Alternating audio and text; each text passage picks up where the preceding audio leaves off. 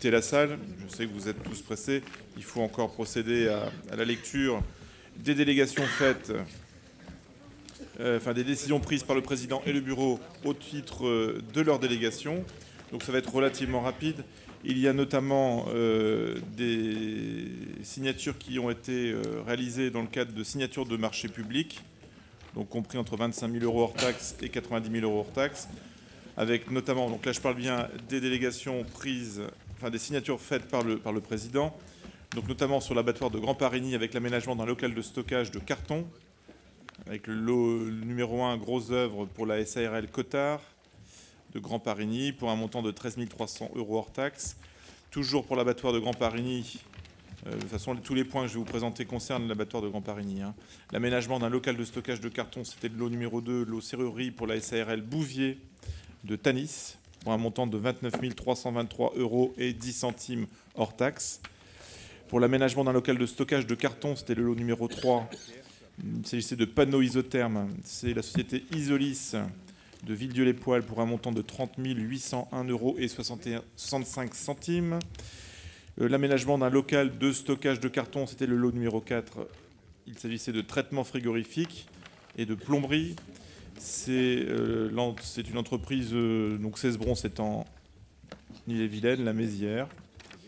Alors Cesbron, c'est peut-être le nom de la société, je ne sais pas. C'est la société Cesbron, d'accord. Pour un montant de 10 300 € hors taxes. Il y a eu l'aménagement d'un local de stockage de carton, toujours. Lot numéro 5, il s'agissait d'électricité. L'entreprise Amel des loges Marchis, 5 400 € 96 centimes hors taxes. On peut se réjouir qu'il y a beaucoup d'entreprises locales qui ont été ainsi notifiées sur ces travaux.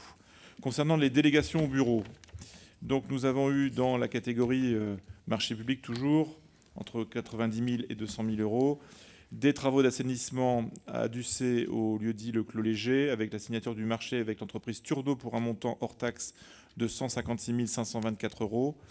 Pour l'écoparc du Chêne-au-Loup à Tirpied, un avenant au marché de travaux d'aménagement d'un atelier de rotation, c'est le bâtiment 10, plus-value de 2 881,99 €. Ouf, en effet. Pour le lot numéro 3, menuiserie, avec la création de 2 portes intérieures. Troisième point, la réhabilitation de l'ancienne poste en médiathèque et logement à Juvinil-Tertre. Il s'agissait d'un avenant de prolongation de délai jusqu'au 31 mai 2017 pour la médiathèque et jusqu'au 31 juillet 2017 pour les logements. Je retourne la page. J'ai encore quelques points. Donc sur le point 7, louage de choses pour une durée supérieure à 12 ans. Il y a une convention avec le conseil départemental concernant le suivi des allocataires du RSA. On trouve en point 10, donc dans la catégorie conclusion de convention de mutualisation avec les communes membres, un point sur l'autorisation de signature de convention de mise à disposition de services avec les communes membres, EPCI et syndicats intercommunaux, et l'autorisation de signature de convention d'adhésion aux services communs communautaires. Donc là, je ne vois pas de décision spécifique. Le point 13, convention avec le conseil départemental concernant le suivi des allocataires du RSA, subvention versée par le conseil départemental de la Manche, donc de 21 562 €. Et puis pour l'écoparc de Tirpied, l'autorisation de dépôt de permis de construire modificatif pour l'aménagement de 3 coques. Et enfin, pour la maison de santé de Sartilly-Bébocage, l'autorisation de dépôt du permis de construire. Et c'est tout pour les délégations au bureau et au président. Et avant de partir, de nous quitter plus exactement, je cède la parole à Jessie Orvin qui souhaite faire une annonce. J'ai juste un petit message à vous faire passer de la part de Romain Roland qui est au fond de la salle. Ceux qui n'ont pas retiré encore leur billet pour le quart de finale de mercredi prochain, il faut aller le voir avant de partir. Voilà. Et il y a Raymond Béchet qui veut prendre la parole. Oui, juste pour une information que sans doute beaucoup de gens connaissent. Vous savez que les permis de construire éoliens de Gers et de Saint-Georges-de-Rouillé ont été recalés par le tribunal administratif.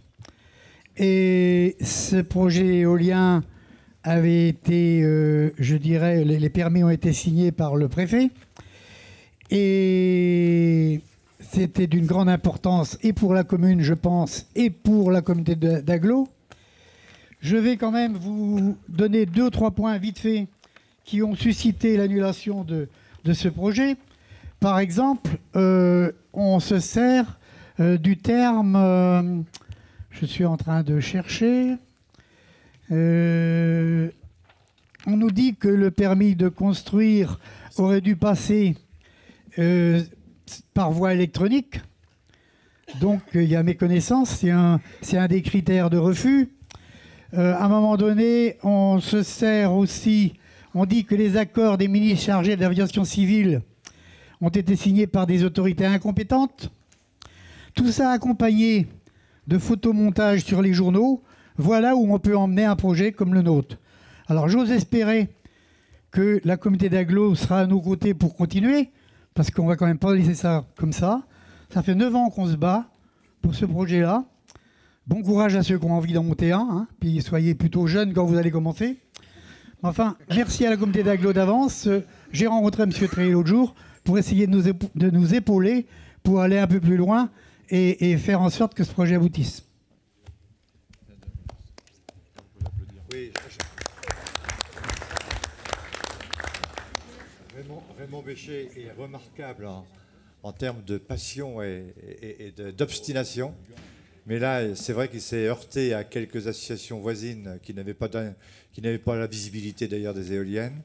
Et c'est clair que ça fait perdre de l'argent à la communauté parce qu'on allait être actionnaire de l'affaire, il nous allait nous passer 1 ou 2 éoliennes et c'est de la perte quand même sèche pour nous. Il faut savoir quand même que celui qui mène, je dirais, le dossier contre le projet, habite à côté de Domfront, verra les feux rouges des éoliennes quand il rentrera dans son allée, l'allée de son château, et l'autre châtelain qui est tout près des éoliennes verra une éolienne dans sa salle de bain. Encore faut-il qu'il habite les locaux parce qu'il n'est jamais là. Et le troisième ne les verra jamais. Et voilà à 3 personnes ce qu'on peut arriver à faire capoter un projet qui dure depuis 9 ans et qui a coûté déjà beaucoup de sous aux promoteurs. Bien entendu, Raymond, on suivra le dossier avec beaucoup d'attention. Bien, bonne soirée à tous, rentrez bien, soyez prudents et puis à très bientôt.